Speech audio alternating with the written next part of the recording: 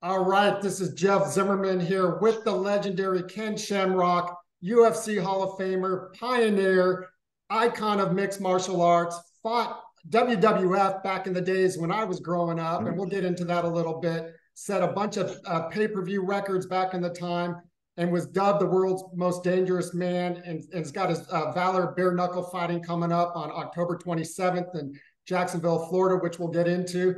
But Ken, how you doing? I'm doing well, and yes, you are correct. We are here October 27th at the UNF Arena in Jacksonville. We've been going down there for the last 3 months, and we've been going to different gyms, and we've been doing tryouts, man, and we're setting this thing up. Now we're all locked in. We're ready to go, man. It's going to be a great event. So anybody there that listens to this and wants to go to those fights, man, go to valorbk.com. Get your tickets now because they're going fast, man. All right, and we're going to talk about the card, but I got to ask you, man, the world's most dangerous man, that's a hell of a nickname to be carrying, for the latter part of, 25, 30 years. Talk about that. Yeah, I mean, it was weird at first because I was over in Japan and I was already fighting over there and it was mixed martial arts. Of course, it wasn't here yet in the United States. And I was a champion over there. And then of course I saw this flyer. It looked like a pro wrestling flyer, right? Like, hey, no holds barred, anything goes, and then they showed these guys, grappling with each other and punching. And I was looking at it going, that's different. Like, it's not what I'm used to seeing. Like that, and then they were bashing, kicking, and I was like, let me check that out, man. I want to see what that is. But at first I was like, they can't do that here. Like that's their sanctioning. That can't happen. And so I remember, going to check it out, and sure enough, it did. And then once I got into it, man, I started doing all these things. I also got approached by, I believe it was one of the news TV stations that were doing this special on who was the world's most dangerous man. And at the time, I was champion in Japan and then champion in the UFC. And so they did this story, and I was a little hesitant because we were getting bashed because nobody really understood how technical it was and how hard it was. They just thought we were these street thugs going there and just fighting. But after a while, it ended up smoothing out. But they did a great piece on me. They basically showed me with my family and my kids and boxing with my little boy and having fun with them and showing us at dinner. So it really humanized us, and people really got to understand that we were just fighters that were doing something much different than what they were used to seeing. And we were human beings and had families just like everyone else. But I still kept that name and I earned that name because there was a lot of guys that were involved in the world's most dangerous man. And I got that challenge. Yeah, but listen, Ken, and I'm here with the legend Ken Shamrock. You kind of earned that even as a kid. I mean, you talk about an upbringing and what you went through and foster homes and living on the street and survival. I mean, and then to become a legend in a organized sport. Do you ever reflect on that and think, God, look where I came from and look where I am now? When I first got into the Pancreas organization and into the UFC and in WWF, I never looked back. I mean, it felt like I left it behind. Like I broke my neck in high school and told I never to contact sports again.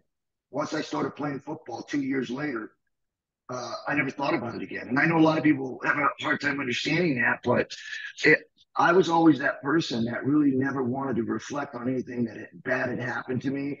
I always wanted to reflect on what I was doing right now because I know right now is the only thing I could control. And so I really focused all the way through my career, whether it was in the Pancreas or UFC or WWF. I never thought about it. I never talked about it. It wasn't until after I started getting into my career where people wanted to start doing stories on me. They wanted documentaries on me. And so I remember they started asking about my childhood, and I completely forgot. Like I literally had it buried. It was gone.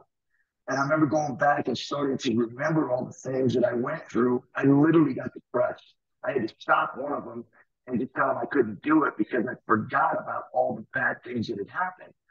And my wife actually was the one that actually noticed that I was going into a depression because I started bringing up all those bad things and the things that went on. And I never let them reflect on me before. And now all of a sudden I'm bringing them up because I wasn't ready for it. So there's a lot of that stuff that was reflected on after my career. And I'm even doing more now. Like there's possibly another documentary coming out that's going to go a little bit deeper into the everything from my kid to my success, leading all the way up into Valor. So it should be a really good piece. But at the same time, I also know, and I tell everybody, listen, anybody out there listening that's in their career right now or whatever it is they're doing, when you go back to do those things, you know that you better be prepared because you haven't thought about them forever and you put them behind you and you buried them. So when you dig them back up, got to make sure you're prepared for some of those feelings that are going to come back. Yeah, that's amazing, and that's a great takeaway, from this. And do you think if you would have reflected during your career or even back then, you probably wouldn't have been as successful going, not just moving forward? Well, and I agree with that because that's how a lot of people fail is because they haven't left it behind, and it's always being brought up as why they couldn't do something. And I've got a lot of times where I didn't do well, but yet I didn't let that affect me. I just said, you know what, I'll be better next time. But when you do bring up past and things of that nature, then you allow yourself to allow the bad things come back into your life to take your focus away from you being successful. And so I never let that happen. And I'll never let that happen in the moment. And I won't let it happen to me from the past. And it's not going to happen to me in the future because I don't allow Yeah, that's great. That's great. Let's talk a little bit about your career, and we'll certainly get into the show. But you had a legendary career, as I said at the top, and did so many things for mixed martial arts. But the biggest rivalry started with Royce Gracie, UFC one, the infamous G fight. Take us back to that. it. Yeah, I remember going into that. I had been in Japan, like I told you, and I had success as a champion. I was going there not believing it was going to happen. I no way that this was going to happen because I mean you can't kick people in the head. You can't fight them or pull their hair. It's just wild stuff. But I was going to go because they said it was going to happen, and I just defended my title like 3 days prior to that, I believe. Not exactly when, but someone like that, where it was like real fast spending my time. I jump on a plane. I fly with my cornerman from Japan and my father, and we go to Denver, Colorado, and it's 3,000. I mean, it's way up. The altitude is high. We didn't even plan for that, right? And I'm flying from Japan. I think it was from Japan. I'm pretty sure. Maybe not. Maybe I stopped at home. But anyways, it was at least a short. It was a short time. We get there, and the whole time nobody believes it's going to happen. So we get to this point while punching bags, and people are walking around, and it just looked to me like I was looking around, going, I don't know any of these guys except for Gerard Godot, who fought over in Japan. I know who he was. I was okay. There's my competition. And then I saw these guys. They were punching these bags. You could hit the hardest. They were doing all these things, and so then I'm thinking to myself, this can't be real. Like these guys, this can't happen, right? And then all of a sudden, I think was maybe a few hours later, and this is where it got weird, was like all of a sudden they yelled rules meeting. I was like, hold up. In my mind, there are no rules. Right, right. And so we all head towards this room, and I'm thinking, here we go. Here it comes. And we get in there, and it did get weird, but not to the fact of where it wasn't all brutal. And you could still kick people in the head. You could still bite them, pull their hair, knee them in the groin, whatever you wanted. It was still there. The only problem is they started to put rules in, and I didn't know this at the time, but we know it now. Whereas that it would not be beneficial to the opponents of Royce. Like for instance, they took away my wrestling shoes. I had never worn shoes. I'd always fought in Japan with wrestling shoes. Never been on a mat without it. So that being taken away in my head, I was this young punk kid. Okay, never mind. I'm going to crush them anyways. Mistake. Then they took away the tape for the stripers, would not let them take their hand. But yet they let Art Jimerson wear a boxing glove because he was going to fight Royce. So they let him wear one glove, which is like a pillow and no holds barred, right? So you started to see the trend, not while you were there, but later on, after everybody got past everything, you started looking at it going, oh, this was basically a commercial for jiu-jitsu. And they were going to try to make sure that they put it in a way where Royce had the advantage in every aspect. He still has to win, don't get me wrong, because this is no holds barred. And what he did was unbelievable. So not taking away from that, because it was incredible what he was able to do. But you did see the things that went on. And then, of course, when they did give me my C's back the next time I fought, it was a whole different ballgame. Uh, so, but again, that very first one was weird because no one understood if it was going to be real right up until the very first fight. And then you got to see it became very real when Jador Godot just kicked him and Tui in the face, just knocked his teeth out. And that was as real as you could. It was me and Royce or me and Patrick Smith where I submitted them. They, of course, they booed me. They didn't think it was real anyways. But if we would have been the first match and did that, people would have walked out. But because of the first match, because it was something you could not deny, it was unbelievable. And from that point on, man, we all, myself and many, many others, have a career in something we love to do. I mean, those early years are just insane. I mean, because that's street fighting ultimately, right? Yeah, it's a street fight with you know, not rules or thing, but it's in a controlled environment where you literally be able to do whatever you want and people are going to watch you. Right, right. And then the second fight was what, 30 minutes with a 5-minute overtime. How do you even last that long? I mean, street fights go what, less than 2 minutes typically? I think it was a 36-minute total. I think we went 31 minutes in the regulation because they kept letting it go a little bit longer, like they're normally do. When something raises up, they always say, hey, go a little bit longer because they think they got a better chance of winning the longer it goes. But they realized the longer it went that I was getting the advantage and not Royce, because in the overtime, I blasted him in the face. I was much more fresher. I was bashing him. He couldn't hardly keep his legs up. And again, the way I trained was for a 3-hour fight. And I'd have a guy every 10 minutes come in on me and I would work so that I could get through 3 hours. And so when I fought him, I was ready to go. The only problem was they put a time limit in there the day before. So that there's no way I was going to be able to change that. I couldn't go in and change the way I had tried to train for a fight. So that's why when people watched me and they saw how methodical I was about hands inside, putting pressure on the belly, keeping the hips trapped so that he couldn't move, but he was having a hard time to breathe. Doing that for, 30 minutes, 45 minutes, he's going to be very, very tired and stressed out because of all the pressure I put on him. And I didn't have to move. I didn't have to do anything. All I do is just keep my weight on his stomach so he couldn't breathe.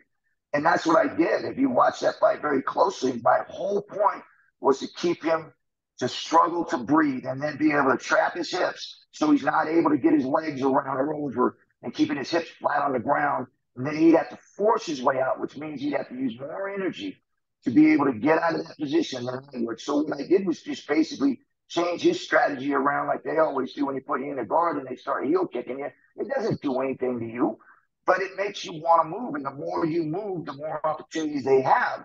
So I just flipped the script on him and basically stayed in there, put so much pressure on his stomach and his hips that he had to be the one to move. And he had to be the one to force the action. Then it opened up my strikes to be able to hit him when he went to move.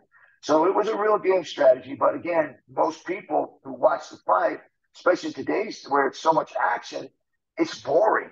But it was a strategy that I had to use because of the knowledge that I didn't know. I didn't have a lot of knowledge of what they were doing. So it had to be something very familiar to me, something I knew how to do, and something that would cause them so much stress and being able to cause so much energy that they would have to use to be able to get out of that position.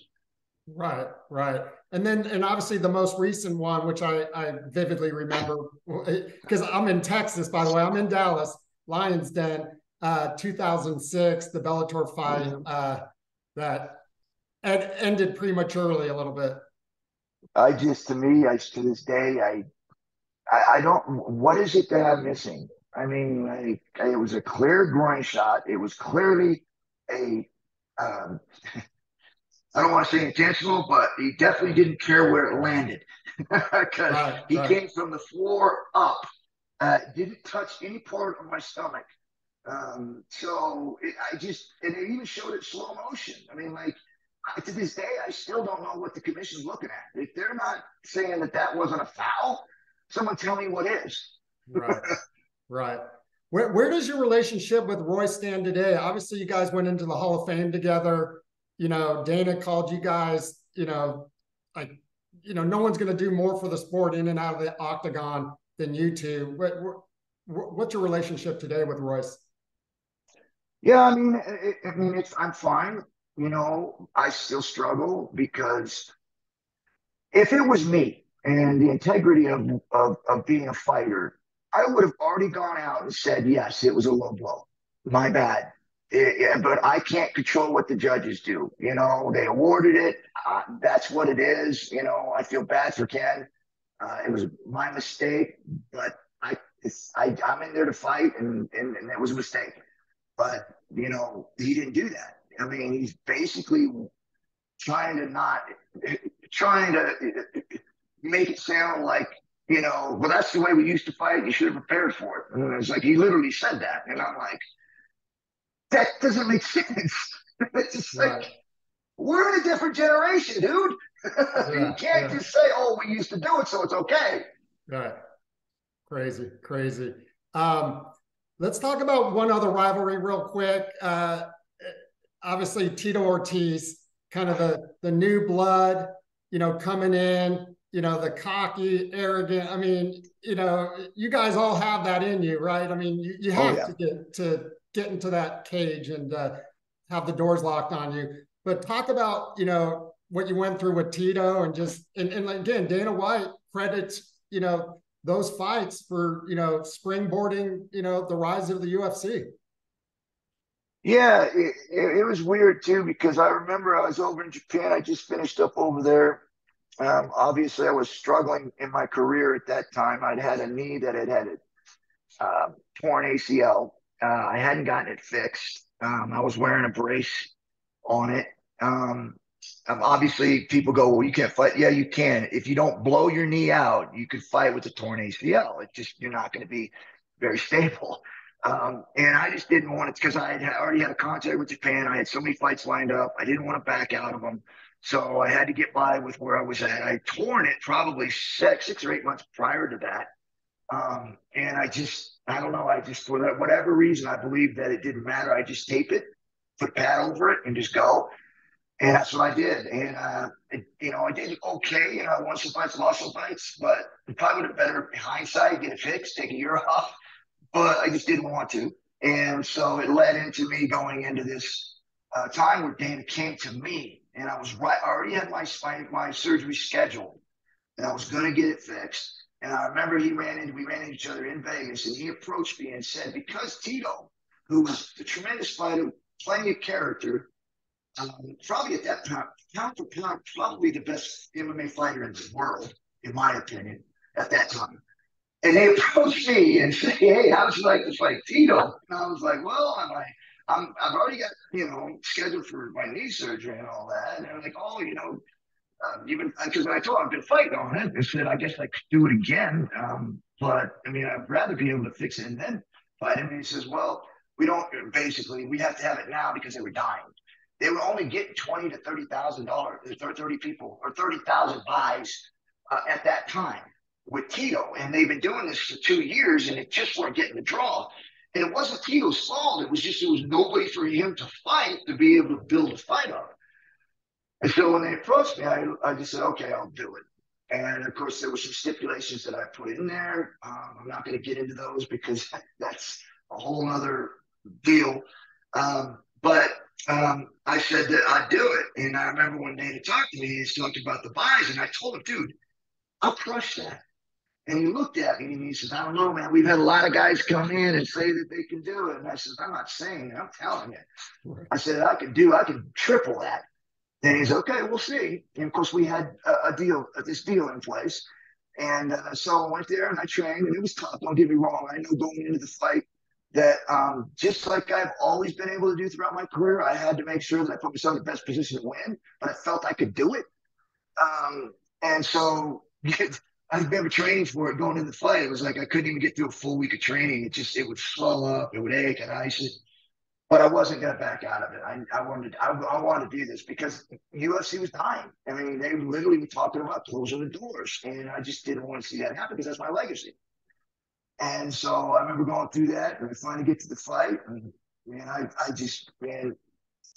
I'd never gone into a fight where I felt like I was at that bad of a disadvantage. I mean, he was that good, and I knew he was that good.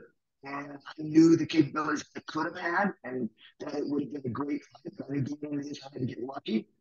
And I had to stay in it no matter how much I got beat on or how much I was getting beat on. I had to stay in it because I could catch him. And that's kind of what the whole strategy was. It's just, whatever he does, he keeps hitting you, whatever, just be there, wait for that opportunity, and then get it. And that's what if you watch the play, so I did. I got beat up for 3 rounds, the first one, and I didn't quit. In fact, when I was on the seat, they kept telling my corner, kept saying, "Ken, that's enough," and I kept saying, "Come on, man." I said, "I can still catch him," and it's like, "No, man, you've been," and it's true. I was getting beat up, but for me, I just felt like if I could just keep going, I could catch him. And if I didn't get that chance, and that's fine too. I think it was the right call. But my mindset, that's what my mindset was that there's no way I was going to dominate this guy because I wasn't in that I wasn't there like I used to be. So I just felt like I was going to be that guy that hung around long enough for him to make a mistake and then catch him. Obviously, that didn't happen. And then, of course, we know what happened in the next fights.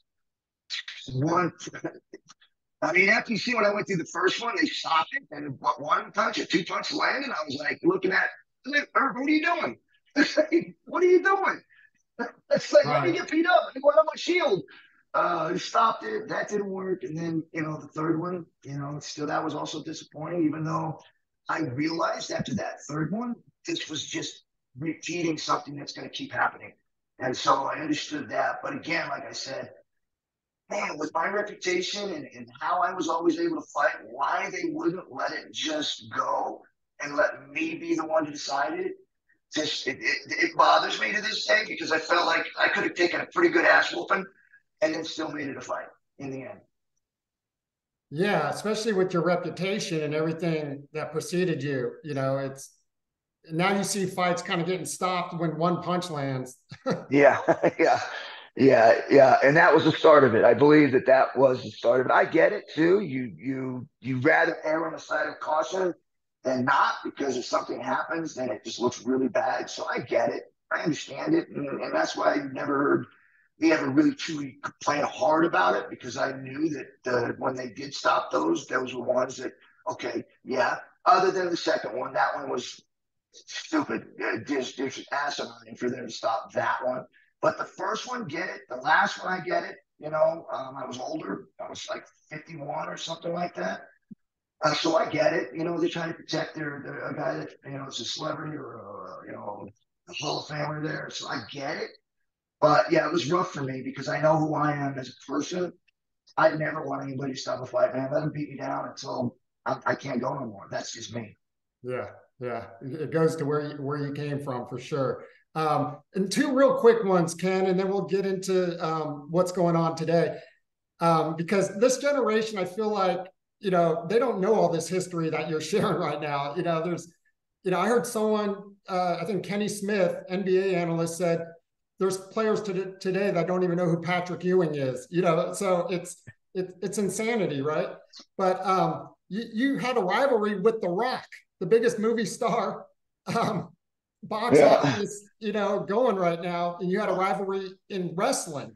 Talk about that a little bit. Yeah, he was fun. We were both actually coming up at the same time, and he was coming in, and I guess his real name was Rocky, and he ended up taking on Rock, which was the name I came in with in wrestling. I had in my contract, but he ended up taking that name, and I ended up saying, "Man, I didn't care. Take it. It's good. You're going to use it more than me." So in wrestling, but it was awesome to be able to work programs with him because he was so intelligent and he's so good at being able to put spots together. I just followed him. I mean, even though me and him were working together and we were sharpening each other up, man, he was a guy that I looked up to in pro wrestling. Whereas, okay, this guy can actually help me become a better wrestler.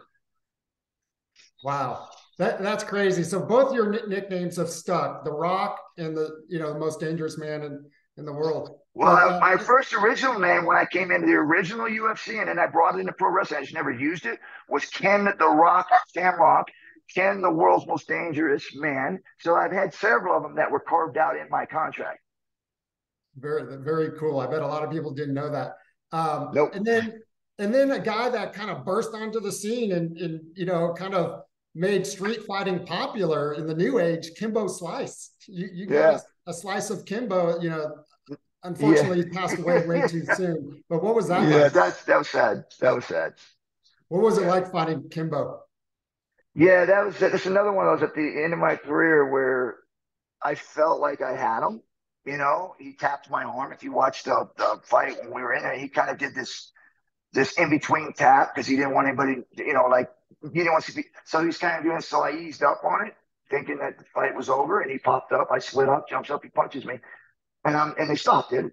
Even though I got hit hard, and you could see if you watch it, I was perfectly fine. I mean, there was nothing wrong. I was like, why did you stop it? Because he hit you hard. Okay, whatever. That happened to me a lot in the end of my career, and I understand why, because they're trying to protect me. So I get that. But at the same time, especially nowadays, they ain't letting nobody hit anybody too many times. They're stopping them right away. But that was the beginning of that era where guys like myself and Oleg Taktarov and guys that would go in and just be able to take a beating and then turn it around and win are gone. Those are not happening anymore. Yeah, yeah. Let's talk about Valor Bare Knuckle. It's right there on your shirt. I need to get one of those shirts. That's a badass Let me logo get one to there. you. Yeah. Yeah. But you created this kind of new innovative, bare knuckle's been out there for a little bit, but this new bout circle kind of reminds me, I was a wrestler in high school. It looks like a wrestling mat. Talk about what you're doing with it, the innovation and what you hope to, accomplish. Yeah, when I got to a point in my career where I felt like I'd done as much as I could inside the fight arena, I didn't want to go. I didn't want to leave. I fought for longer than I probably should have, but it's because of the love of it. I enjoyed it. So when I got done, when I really realized I can't keep going in there and fighting, I want to be a part of it. So how can I do that? And I came up with being a promoter. But at the same time as being a promoter, I wanted to make sure I was the best. I wanted to be innovative, just like I was in fighting, change the game in a lot of different ways. Um, and I just thought that it was a great opportunity for me to stay involved with something that I enjoyed so much. And so when I came up with the name Valor, I felt like that was an honorable name. It was something that I lived by. And then I had to come up with how is it that if I come out and put an organization together, and especially in bare knuckle, which seemed to be the thing at that time that was actually new and starting to move. And I felt like I didn't want to do the same old thing that has already been done 100 times, which was the MMA. I wanted to jump on something that's just getting going, and that was the bare knuckle.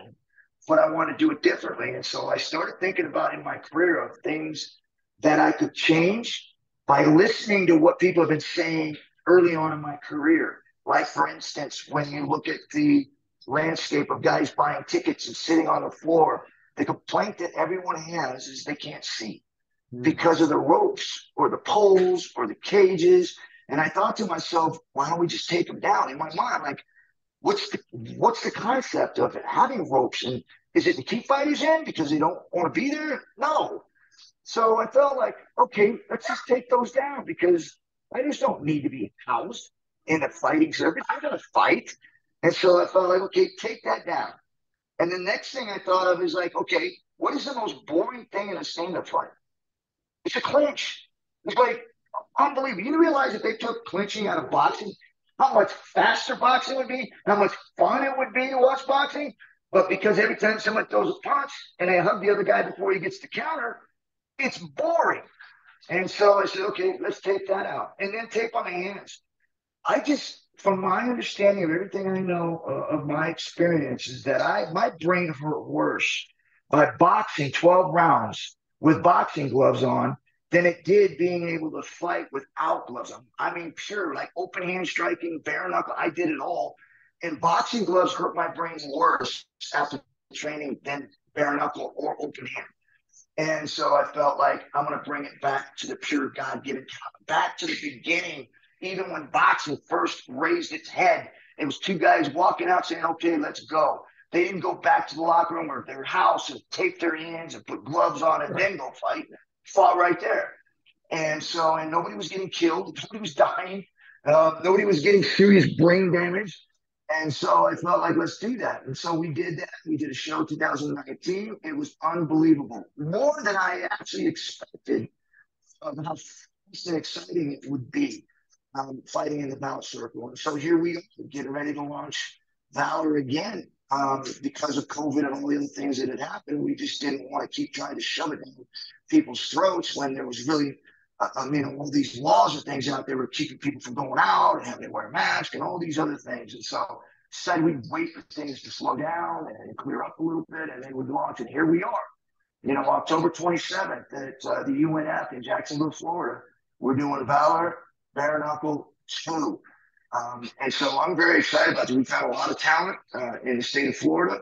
I'm excited. I'm very excited to go see these fights because we're not talking about going out there and finding guys that are towards their retirement years. We're going out finding fighters that are in their beginning years that have the love of fighting and want to fight. I went out and handpicked every one of these guys.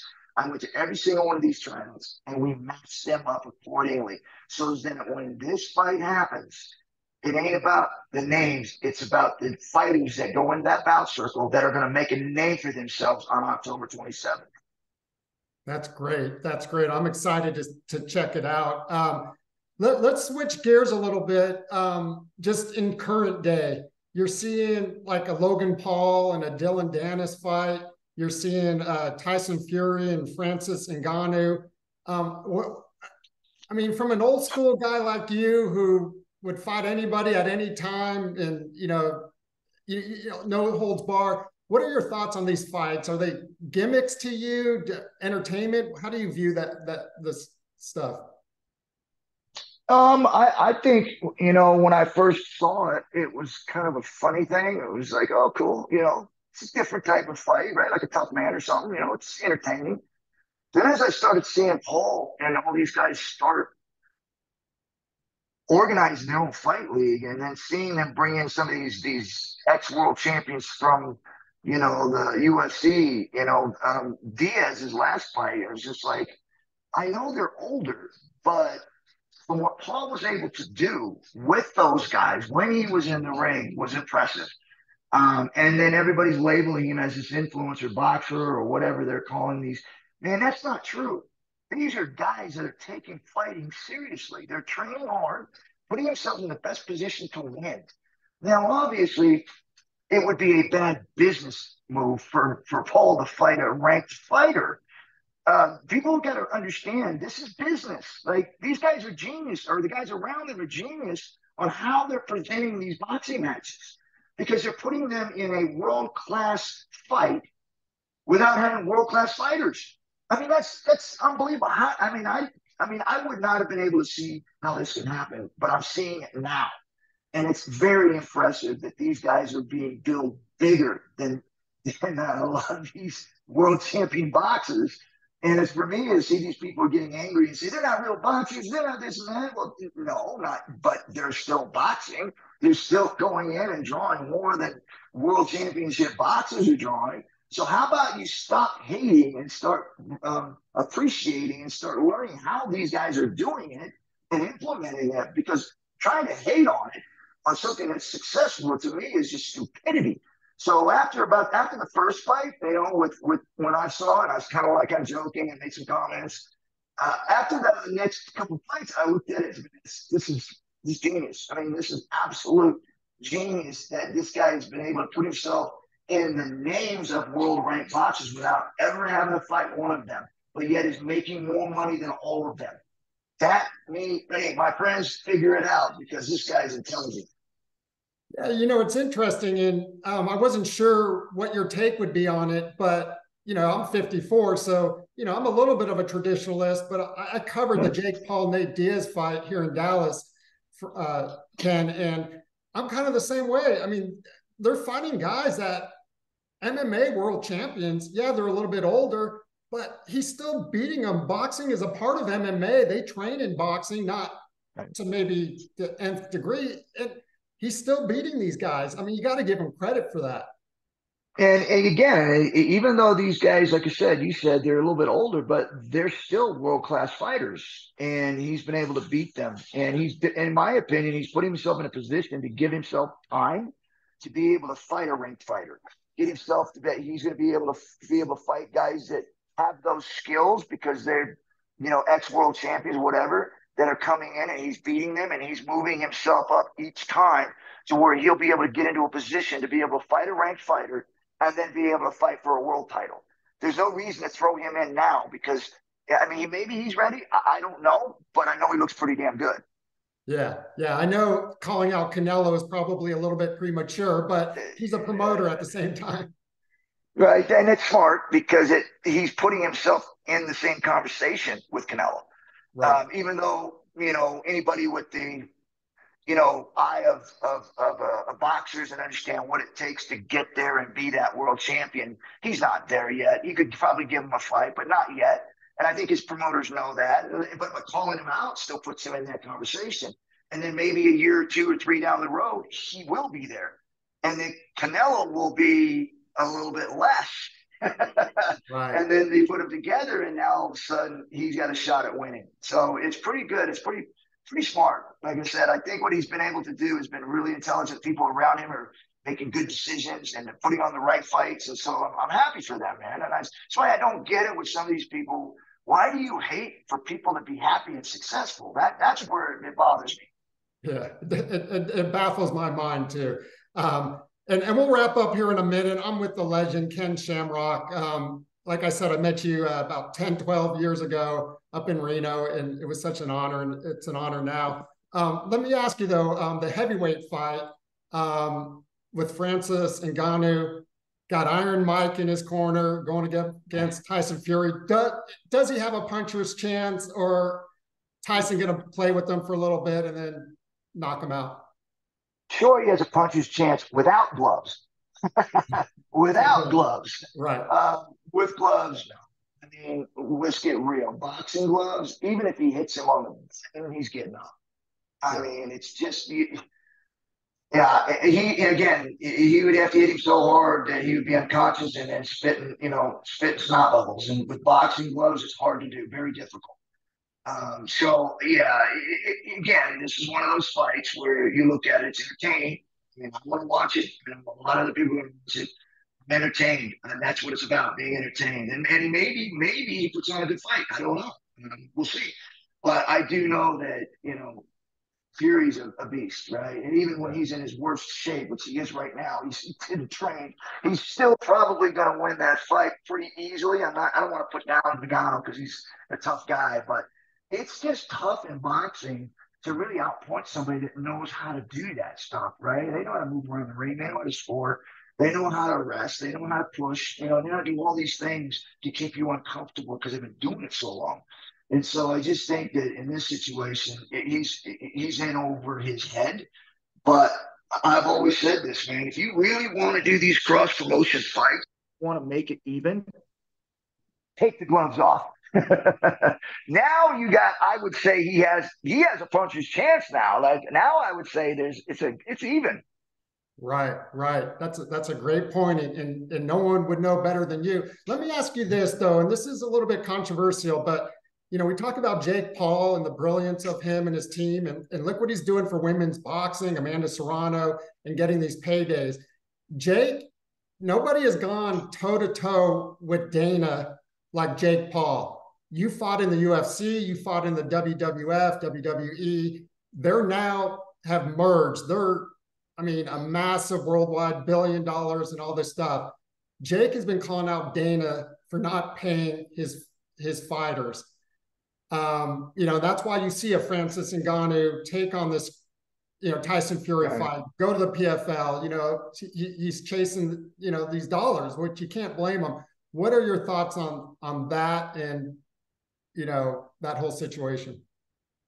Yeah, and again, I've had my thoughts early on when I was in the UFC, and I seen the money coming in, and I seen how people were being paid underneath. It was wrong. I didn't believe that. I thought it was. I said that, and then I got blackballed, by the fighters themselves. And this was early on before everybody started to see it. I was the one that brought it up first back in those days and said, if you don't fix it now, you aren't going to get it fixed. They're going to get too big to where you're not going to be able to fix it. But at the same time, me being a promoter, I also understand where Dana and all them are coming from. They got to protect their business long term. And if they keep trying to throw all this money out there and pay all these guys money, they're going to keep wanting more. I get it. You give them what they want, and it's not enough. They're going to want more and more and more. So Dana has to make it hard every single time they try to make this push to get money. He has to, because if it's too easy, they're going to keep pushing it until there's no more money left. And you see what's going on in the NFL with the amount of money that's being pushed out, and it's just a real tough situation. I think that as fans, you have to stay out of that. You got to let those guys work their differences out, however they're worked out, because both sides are trying to protect what they built. That's it. Yeah, well said. And Dana, obviously, along with the Fertitta brothers, built this conglomerate that just keeps getting bigger and bigger. Right. But hopefully, again, the fighters will get their share, and everybody will win at the end of the day. I hope so. Like I said, I think there's room for growth. I think there's room for discussion. That to me, I think is where it should start. I don't think it's about giving money. I don't think it's about allowing people to walk up and say, I need this. And then you got to, Dana automatically gives it to them, because that's a problem in waiting to blow up. Right. So, you can't do that, because then everybody's going to start walking in saying they deserve more than that guy. So it's a problem. Right. And it's a very, very balanced problem. But I do believe discussions are needed. I think as long as you keep that door open and you can start discussing, you can always come to some sort of solution, even if the other side may not think it's fair. At least come to a solution where you can keep the door open and keep talking. Maybe you didn't get what you wanted this fight, but if you produce the next one, you have a conversation about that. So as long as you got somebody constantly wanting to talk about it, and being able to try and come to a solution every time, then I think that you're going to be okay. I just think that when you cut off, like the guy, when you cut off talks and you cut off an opportunity to keep talking, there's no way you're going to ever get anything done. It's just not going to happen. Right, right. And let's end with a positive, though, Ken. This has been so great. I do appreciate the time. I know you're up early there. Are you in Reno now, or where are you based? Yeah, Reno, Nevada. Still in Reno. The biggest little city in the world, isn't that yeah. Yes, that's what they say. Yeah. Yeah. Yeah. I don't think you get enough credit for building a team. Lions Den. I mean, you say Lions Den, and it's such an iconic name. You see these coaches like in the NFL, they got their fighting tree, or I'm sorry, not fighting. You got these coaching trees in the NFL, in basketball. You did something in mixed martial arts that was almost ahead of its time. It seems like I can't think of other teams, fighting teams out there like Family. I know Guy Metzger out here in Dallas. He's got his gym, doing some great things. Talk about how that got started and just what it means to you. Yeah, I think the way it first started to come up was because I couldn't. I would go to Japan and I would fight over there, and then I would stay and I would train until the next fight, and then I'd come home. So every other time I would stay, because I didn't have anywhere here to train, because I couldn't go into a gym and go, hey, I want you to punch me and I'm going to shoot on you. And they're like, no, we don't do that here, or vice versa. Right. And so I just couldn't really find anywhere to train. So I started to do a little one in my house up top and upstairs, where I had some stuff down, and I had some guys come over, and we would go ahead and try to do all these things that I was learning over in Japan, but it wasn't enough. Like, I just couldn't really get what I needed. And so I opened a little place downtown, a Lodi, and then I started to do these tryouts. I started to bring people in from the local area, saying I was looking for guys to go over to Japan, looking guys to train with. I started developing this team. And before I knew it, man, I had, 7 guys going over to Japan, within a year and a half of training with me, because I was training them the same way Japan was training their young boys, where they would live in a house. And they would train 24/7. They didn't have to work, because I paid for food. I paid for everything. All they had to do was train. And so within a year and a half, we had 7 guys over there. I was a champion, and then we had 6 guys that were ranked in the top 10. So it was a real deal. I mean, it was really something that really worked. And unfortunately, as time goes on, the kind of tryouts that we were doing, we would get sued for now. so we couldn't keep that up, but it was effective and it worked. And unfortunately, the way the world is now, a lot of fighters don't want to put that kind of work in. They'll go to a gym where the guy will get them a fight in 6 weeks. And they may even lose, but they don't care. They just want to go and make some money. Even if it's $1,200 and they get beat up and went out and fought in front of people, and they don't want to put the training in. Not all of them, but the majority Right. of them. So for me to try to hold tryouts, it's difficult because then someone's on, they know that they can go to a local gym and then go get a fight in 6 weeks rather than in 6 months, where I won't fight anybody until they put in the training. And that was our rule. But again, proof was in the pudding. And we developed a lot of world champions and a lot of great fighters along the way from Dallas and from here, people that flew in. Yeah, and the loyalty, you built the family, it seems like. I think Guy walked you out for your last Royce Gracie fight. I think he was in your corner, if I recall. That So is true. So did Frank. Yep. yeah, yeah. Amazing, amazing. I don't think it gets talked about enough. And you don't really, yeah, you have gyms. You have people that have gyms and train in gyms, but yours seem at a whole different level. And I think it's who you are and where you come from, and that whole family, and kind of just creating your own little family within the fighting game. Yeah, that's exactly what it was, because I felt like the closer you were uh, to the guys that were helping you train, or to helping them train, the better you could trust them to get you ready to fight. They would show up on time. They were there, for you. They didn't have to worry about anything else going on in life, because all they had to do was eat, sleep, and train. So it really did bond us. And even when they left the house and they started, obviously they were still with us, and we would get them fights other places. They were still part of the team. The loyalty stayed, and it was really good. There was some of them, which I'm not mentioning names, but there was probably three of them that were very disloyal. And unfortunately, no matter what you do, some people just have that blackness in them. Yeah, yeah, no doubt.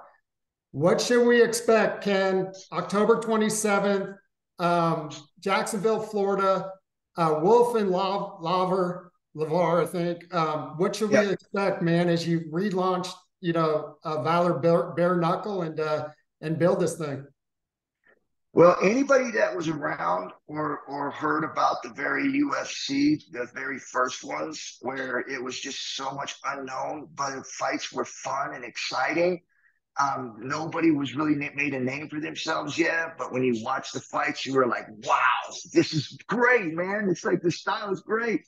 That's what the Bout Circle is. You're literally going to this thing, which is something you've never seen before. The Bout Circle is new. Obviously, there's some that are similar, but not the type of fights that are going on in it, which is the true bare knuckle, no gloves, no tape, and none on the hands at all. There's no clinching, and there's no cages and no ropes, which forces action, and the fans get a visual explosion. These fights that I handpicked, I believe that are going to be extraordinary, and this is going to be so much fun to watch. And I truly believe this: within the next 2 to 3 years, bare knuckle is going to be at the forefront of combat sports. How can someone watch the card? Is it going to be online, or how can Yeah, someone this watch one here, yeah, again, because 2019 we launched, obviously COVID hit, we slowed down everything. We're relaunching again. We are not streaming this one. it? We're literally doing this one, and then we're jumping back again for another show. And I'm not going to say the date, but in December, we're going to another show. And then we will. Right now, this is kind of here we are, and we're back again.